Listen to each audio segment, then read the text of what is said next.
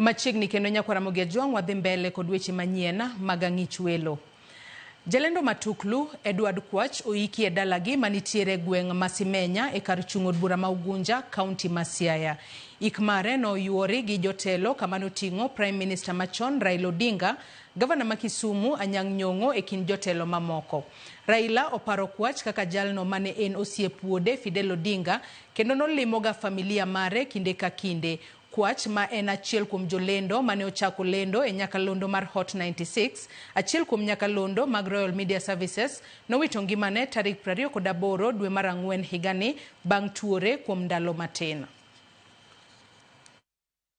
Kerry was a special child.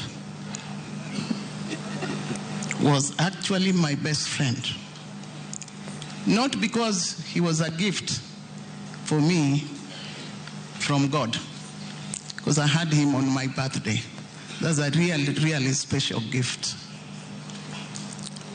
Kerry was a friend, not because the other boys are not my friends, but Kerry knew me.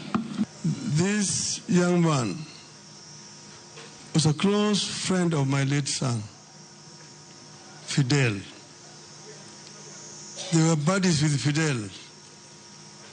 They used to work together, come to our homes together, and therefore, it became very much part of our family. And therefore, we really want Richard